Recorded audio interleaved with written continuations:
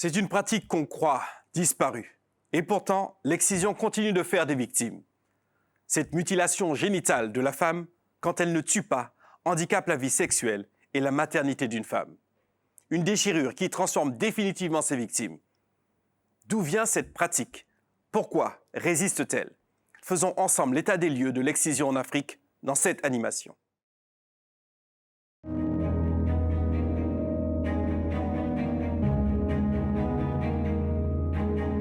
Rendre la jeune fille femme. Retirer à la femme son côté masculin. Contrôler la sexualité de la femme.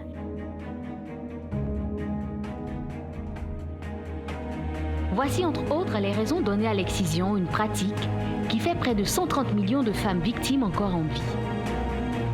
Des chiffres alarmants qui continuent de grimper car chaque année, 3 millions de jeunes filles subissent cette mutilation.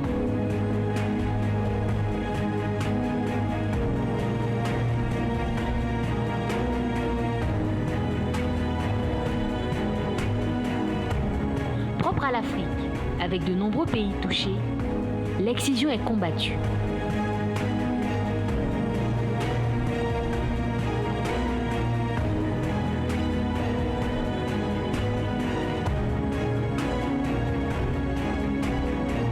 Des plans d'action nationaux sont mis en place afin de coordonner et appuyer les initiatives des organisations gouvernementales et non gouvernementales pour l'éradication de ce fléau.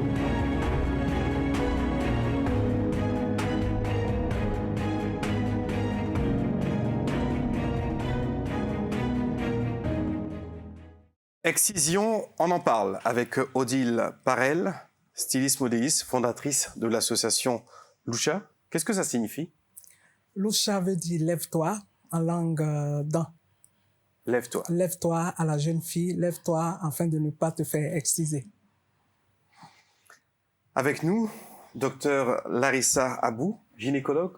Obstétricienne. Obstétricienne, c'est important de le préciser. Oui. À quel endroit? À l'hôpital Mère-Enfant Dominique Ouattara de Bingerville. Odile, vous avez été excisée. À quel âge? À 9 ans. À l'âge de vos 9 ans. Oui. Excusez-nous un peu de replonger dans ces souvenirs difficiles, mais vous pouvez nous décrire un peu comment ça s'est passé? Nous raconter ce qui s'est passé? Ce qui s'est passé, c'est que nos parents avaient dit qu'on devait partir à Bouaké pour nous acheter des habits, parce que à chaque fois qu'ils nous donnaient, que c'était les fêtes comme ça, ils nous donnaient de l'argent et puis on partait à Bouaké. Et ce matin-là, ce jour, ils nous mettent dans une bâchée. Du côté de Bouaké, au centre de la Côte d'Ivoire. Au centre de la Côte d'Ivoire, on était précisément à Béoumi. À Béoumi. Et donc, ils nous mettent dans cette bâchée et on part. Mais en cours de route, on voit que on prend pas la route de Bouaké. Et puis, on demande aux parents. Il n'y a pas eu de réponse jusqu'à ce qu'ils nous amènent dans une forêt, une brousse. Et puis, arrivés dans la brousse, ils nous ont couverts d'un gros drap. On était 9. Et puis, 9 filles. Et ils ont commencé par la plus âgée. De la même famille? Du même père. Du même père. Du même père, de la même famille. Donc, ils ont commencé par la plus âgée jusqu'à moi. Avec quel âge à cette époque, la plus âgée? Aux alentours de... Oh, plus de 16 ans, je pense. 16 ans. Plus de 16 ans. Plus de 16 ans. Puisque moi, j'avais 9 ans. Et donc, en brousse, j'entends des cris. J'entends des cris. Je vois que sous ce drap, mes sœurs, elles s'en vont. Je ne sais pas où, mais j'entends des cris de pleurs. Jusqu'à ce que moi, on m'amène. Et puis, arrivé quelque part, on nous a bandé les yeux. Et on m'a jeté par terre et puis écarté les jambes. Et puis, j'entends dans ma chair, comme ça, ce bruit plusieurs fois. Et donc, c'est comme ça s'est passé. Et c'est après la pratique de l'excision qu'ils nous ont enlevé la bande. Qu'est-ce que vous ressentez à ce moment-là? À cet âge-là, une fille de 9 ans, qu'est-ce qu'elle ressent? Ah, mais c'est terrible. je pleurais, je comprenais pas le pourquoi. Qu'est-ce que j'ai fait? Pourquoi est-ce que... voilà. Pourquoi?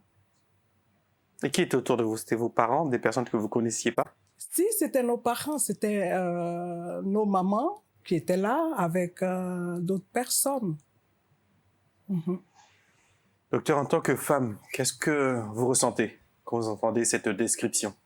C'était vraiment bouleversant, surtout que c'était à un très jeune âge, à 9 ans. À cet âge-là, on a l'habitude de jouer à la poupée. On ne s'attend pas à être en face d'une telle douleur parce que c'est ce qu'il faut comprendre, que c'est un geste qui est traumatique et traumatisant.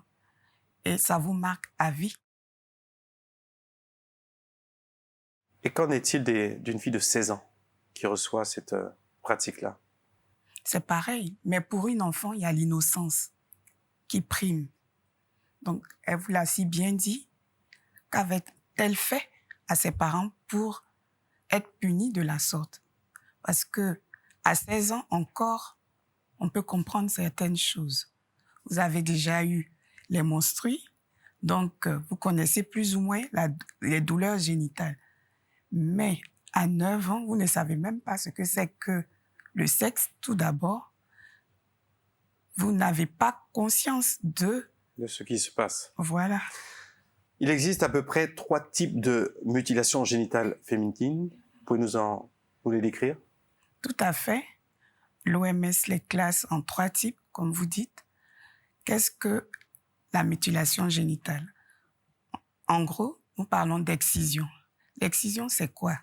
C'est l'ablation en partie ou en totalité du clitoris, ou bien, et s'accompagne le plus souvent avec l'ablation des lèvres, des petites lèvres et même des grandes lèvres, avec une suture pour les formes les plus graves.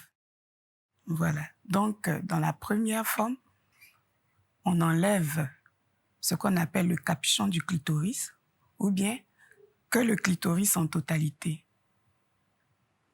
Dans la seconde forme, l'ablation partielle ou totale du clitoris s'accompagne d'une ablation des petites lèvres ou bien même des grandes lèvres. Vous voyez? Et dans la troisième forme, c'est la forme la plus grave, la plus sévère, comme je disais. En plus d'enlever le clitoris, on enlève les petites lèvres ou bien les grandes lèvres et on fait une suture en laissant juste un pertuis, c'est-à-dire un orifice, pour l'écoulement des urines et l'écoulement menstruel. Et c'est à l'âge du mariage qu'on va désunir cette suture. Voilà. Quelles sont les conséquences sur les femmes devenues adultes suite à ces pratiques d'excision? Dans un premier temps, comme vous voyez, elle a parlé avec beaucoup d'émotion pour quelque chose qui s'est passé à l'âge de 9 ans. Elle est loin d'avoir 9 ans, mais elle le ressent comme si c'était hier.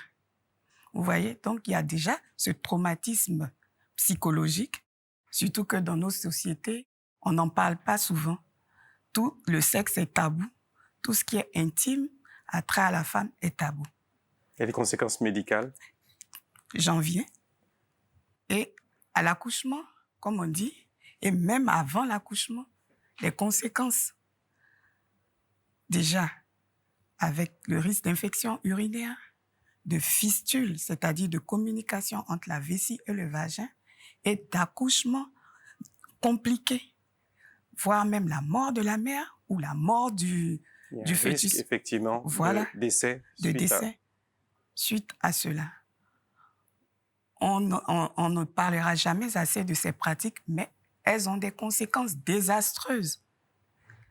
Désastreuses sur ces femmes qui ont subi ces mutilations-là. Voilà, elles perdent toute leur féminité, le désir, elles ne ressentent rien au cours de l'acte sexuel. Et, comme on dit, c'est ce qui fait le ciment du couple. Ce qui fait le ciment du couple. Odile, qu'est-ce qui s'est passé après avoir été excisée? Après avoir été excisée, je n'aimais plus la partie inférieure de mon corps. Et puis, avec le temps, j'ai grandi, D'accord, vous n'aimez plus la partie inférieure de votre corps, vous l'avez... je n'étais pas fière de cette partie inférieure parce que je trouvais qu'il y a quelque chose qui me manquait. De confiance, malaise. Voilà. Et puis, j'étais pas bien dans ma peau. Et avec les hommes aussi, ça n'allait pas. Je partais d'homme en homme. Et moi, je pensais que la faute, c'était les hommes. Je savais pas que ça venait de la pratique de l'excision. Donc... Mais dans le début, comment vos parents ont expliqué cette excision-là avant de... Comment ils ont justifié avant d'aller vers... Les parents, ils nous ont menti.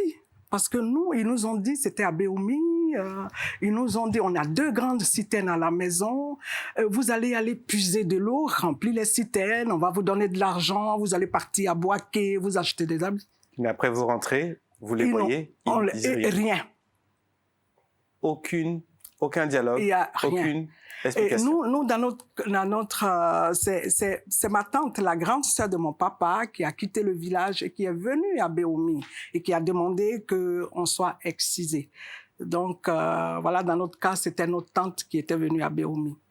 Et donc, pendant toutes ces années, j'ai détesté cette femme. Les années ont passé. Les années ont passé, je suis devenue... Quel est l'impact devenu, justement? Je suis devenue une jeune fille. Une fille, une femme. Ah, c'était difficile. La première expérience, moi, j'ai rien entre les jambes. Comment ça va se passer? Et comment vos partenaires réagissaient avec ce manque de plaisir-là? Ils me laissaient tomber. Ils me laissaient tomber. Après une première relation, ils venaient plus vers moi, je comprenais pas. Et puis, c'est une fois quand je suis venue en Côte d'Ivoire, j'ai été voir un gynécologue et puis qui m'a dit comme ça, vous avez votre vagin, il est béant. Donc, j'avais un problème. Et donc, c'est à partir de là que j'ai commencé à penser à pourquoi pas faire la chirurgie réparatrice. Justement, vous avez dit tout à l'heure que c'était une grande tante qui a demandé que cette pratique c'était une femme. Elle aussi rentre dans ce jeu de la coutume, de la tradition. Oui. Que pensez de ça en tant que femme? Moi, Dieu merci, pour ma guérison, je suis venue en Côte d'Ivoire, j'ai rencontré ma tante et je lui ai dit en face le mal que j'avais. Et ce qui m'a touchée, c'est qu'elle a dit, je sais même pas pourquoi l'excision. Donc, elle-même aujourd'hui. Oui. Elle m'a dit ça. Et quand elle m'a dit, au lieu de cette haine, j'ai eu même compassion, pitié d'elle. Et au lieu de lui en vouloir, je me suis dit, c'est l'ignorance. Vous lui avez pardonné? J'ai pardonné. Pour pouvoir guérir? Oui, j'ai pardonné. Le sujet, l'excision, sujet difficile, il vous interpelle, il vous intéresse. Vous pouvez réagir sur les réseaux sociaux, sur notre page Facebook avec Affaires de femmes, Affaires chiffre 2, femmes. On parle d'excision dans cette émission. Docteur, où en est la lutte aujourd'hui contre l'excision? La légifération n'est pas la même d'ailleurs partout sur le continent. Il y a même des États qui ne l'ont pas encore interdite. Tout à fait. Mais en ce qui concerne mon pays, notre pays, la Côte d'Ivoire, nous avons une loi qui interdit cette pratique. Depuis combien de temps? Depuis 1998 déjà. Et cette loi s'accompagne de peines d'emprisonnement et d'amendes très lourdes, comprises entre 390 000 environ et plus. Et s'il y a décès de la victime, ça peut aller jusqu'à 20 ans d'emprisonnement. Effectivement, il faut porter plainte d'abord, vous voyez, pour que les lois puissent être appliquées. Ça, c'est de la prévention. Voilà. Et plusieurs campagnes ont été entreprises dans les régions où ce phénomène-là est encore d'actualité. Des campagnes, comme vous dites, de prévention. Et justement, ces campagnes visent les exciseuses pour les amener à abandonner cette pratique-là. Vous avez dit les exciseuses, donc c'est une pratique faite par les femmes, sur les femmes. Sur les femmes, tout à fait. Tout à fait. Mais ce sont les hommes qui détiennent le pouvoir. Les femmes, elles ont le couteau. mais ce sont les hommes qui décident. Et c'est pour cela que nous, avec Loucha, on a organisé une sensibilisation au niveau de l'Ogualé. Justement, est-ce que c'est efficace? Avec les chefs. Okay. Et puis, on a amené ces chefs à signer la charte. Et sur le terrain, en tout cas, c'est ce qu'on a constaté. Qu'est-ce que les femmes comme vous conseillent de faire pour venir à bout de ces pratiques-là? En tant que femme, vous, qu'est-ce qu'il faudrait faire? Il y a des textes, mais qu'est-ce qu'on pourrait faire d'autre, docteur? D'abord, comme on l'a dit, la sensibilisation auprès des mères. Ensuite, les pères. Parce que c'est une pratique qui est séculaire. C'est culturel. C'est de père en fils, de mère en fille. La maman, puisqu'on lui a fait, elle trouve normal, elle n'a pas de raison de ne pas faire ça à sa fille aussi. Donc, il faut d'abord faire bouger les mentalités. Malgré les dégâts qu'elle peut constater. Voilà. Mais tant que ça ne vous arrive pas, vous pensez que c'est bien loin. Donc, il faut d'abord sensibiliser au niveau de la cellule familiale. Dans le cas d'Odile, elle vous a dit que ça a été organisé par la famille. Donc, il faut d'abord toucher les mamans, les mères au niveau de la cellule familiale. Ensuite, les pères qui décident et voir les tantes. Parce que même quand la mère refuse, ce sont les tantes, surtout les sœurs du papa, qui décident d'organiser ça en cachette. Ou bien même, on fait partie la fille en vacances sur un autre lieu. À son retour, c'est déjà fait. À l'insu même de sa maman. Voilà. Ou bien même de son père, ça dépend. Donc, je pense que la sensibilisation doit partir de la cellule familiale. Le sujet vous interpelle, nous parlons d'excision. Vous pouvez nous retrouver sur notre page Facebook avec le hashtag Affaires de femmes, affaires chiffre 2, femmes.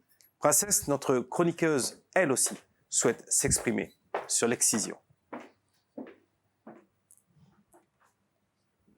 C'était pendant les vacances. J'étais une fillette comme les autres jusqu'à ce matin. Ma mémé m'a prise et on est parti main dans la main. Au début, j'ai pensé une promenade. J'ai vite compris que la tradition venait de me tendre une embuscade. Quand nous sommes arrivés devant cette case en pleine brousse, j'ai réalisé qu'ici, personne ne viendrait à notre rescousse. Des filles de mon âge attendaient assises dehors. À l'intérieur, une autre fille de village hurlait à mort. J'étais terrifiée quand on m'a appelée. C'était mon tour. J'ai vu du sang par terre. L'exciseuse était vêtue de rouge. Jamais je n'oublierai ce jour. Des femmes m'ont immobilisée. 2 me tenaient les bras, 2 autres les pieds.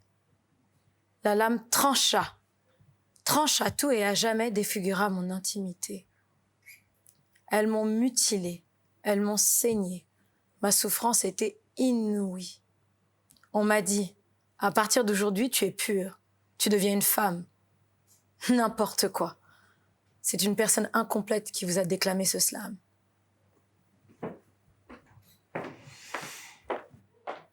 Merci infiniment, Princesse, pour ce slam. On l'a tous compris, l'excision condamne la vie psychologique, mais aussi sexuelle d'une femme. Dans cette malheureuse expérience de l'excision, on recherche l'espoir. Heureusement, il y a la chirurgie réparatrice. Qu'est-ce que ça apporte aux femmes, cette intervention, docteur? D'abord, j'aimerais expliquer en quoi consiste cette intervention. Cette intervention consiste à extérioriser la plus grande partie du clitoris qui est à l'intérieur. C'est-à-dire, sous le pubis, il y a le clitoris continu. Et c'est le petit bout qu'on voit à l'extérieur. Mais la grande partie est à l'intérieur. Ce qui fait qu'au cours d'un orgasme, cette partie se déplie et peut aller jusqu'à 12 cm. Donc, cette intervention, comme je disais, consiste à l'extérioriser. On a juste coupé l'extérieur, donc on ramène ce qui était à l'intérieur vers l'extérieur. Et elle aura l'orgasme naturellement. Donc, on ramène le plaisir. Voilà. Et c'est comme ça qu'on la restaure. Et aussi, il y a le volet psychologique, parce que c'est des femmes qui sont marquées à vie. Il faut qu'il y ait des groupes de parole, il faut qu'elles aient un suivi psychologique afin d'oublier, bon, pas d'oublier, mais au moins de se réapproprier leur sexualité et d'avoir plus confiance en elles. Est-ce que nos structures ici ont un certain nombre de services mis en place justement pour écouter ces femmes qui ont besoin de parler? Tout à fait. Nous avons plusieurs ONG qui luttent contre l'excision et qui donnent la parole à ces femmes-là. Voilà. Odile, vous avez bénéficié de cette chirurgie réparatrice. Qu'est-ce que ça a changé chez vous? Comme je disais avant, je n'aimais pas la partie inférieure de mon corps. Et donc, après la chirurgie réparatrice, parce que chez moi, on avait tout enlevé. On avait tout enlevé et il y avait une cicatrice. Donc, avec la chirurgie, déjà, ils m'ont enlevé cette cicatrice. Et puis, je trouvais que mon sexe, il était beau. Et puis, vraiment, j'ai commencé à aimer ce sexe. Et puis, je sais pas, voilà, ce que je ne voyais pas avant, je pouvais maintenant regarder mon sexe dans une glace. Même avec la chirurgie, ils ne m'ont pas, chez moi, ils n'ont pas remis le clitoris et les petites lèvres. Mais je me sens bien dans ma peau. Et psychologiquement, j'ai même retrouvé ma petite enfance. C'est-à-dire? Ça va très loin avec l'excision.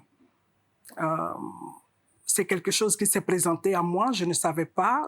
Un jour, je vois une petite fille comme ça qui pleure et qui dit qu'il veut me posséder. Et puis, moi, j'ai demandé aux gens, mais pourquoi ça m'arrive? Qu'est-ce que c'est? Et puis, C'était pendant un rêve? Non. Et puis, une petite que je vois qui pleure. Puis, je demande aux gens, mais qu'est-ce qui se passe? Pourquoi? C'est après la chirurgie réparatrice. Vous avez quel âge? C'était en 2016. En 2016. Donc, on m'a dit, mais c'est la petite Odile, c'est ton enfance qui revient, c'est la petite Odile qui revient et il faut lui faire de la place. Et je connaissais pas ça et j'ai dû parler à la petite Odile. Je suis rentrée dans ma chambre et j'ai parlé à la petite Odile. Je lui ai dit de pardonner à tous ceux qui lui ont fait du mal. Et voilà, c'est quelque chose que je connaissais pas et ça m'a fait énormément de bien. Qui vous a dit de parler à la petite Odile? C'est des amis. Des amis? C'est des amis. Je savais pas ça.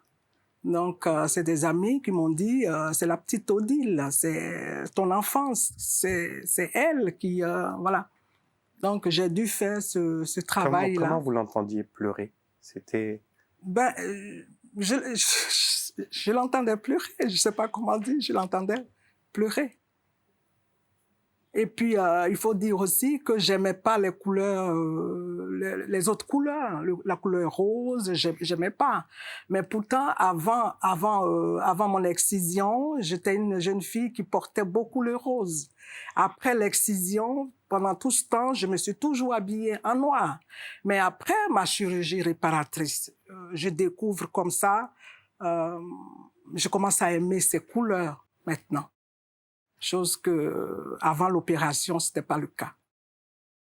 Donc, pourquoi vous avez décidé de parler et de pouvoir libérer la parole?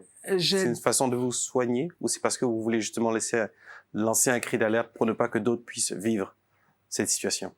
Ben déjà parce que je n'ai pas accepté déjà le mensonge que mes parents ont fait, le fait de me faire mal, je ne leur ai rien demandé. Et puis, je me sentais pas bien sexuellement. C'était tout ça. Et puis, moi, je parlais de ça autour de moi, aux gens qui étaient moins âgés que moi. Mais c'est quand j'ai eu mon premier orgasme à 38 ans, c'est ce qui m'a libérée. Et c'est pour ça que je me suis dit, ouais, il faut parler de ça. Dieu m'a permis, pour une fois, de connaître ce que c'est que l'orgasme. Je pense qu'on est passé à côté de beaucoup de bonnes choses. Donc, maintenant, il y a ça. Il faudrait que je parle de l'excision. C'est ce qui m'a motivée. Nous allons poursuivre cette discussion sur l'excision sur les réseaux sociaux. N'hésitez pas à nous rejoindre avec le hashtag Affaires de femmes, Affaires de femmes, pour parler de cette excision douloureuse. Fin de cette émission consacrée à l'excision. nous avions avec nous Odile Parel. Merci infiniment. Merci.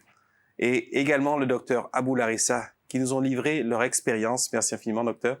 Merci à toutes les deux. Cette pratique dure depuis la nuit des temps. L'excision ne se justifie plus, ou plutôt pas.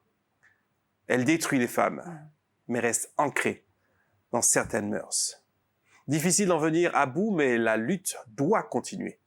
Et cette lutte implique chacun d'entre nous. C'était Affaires de femmes.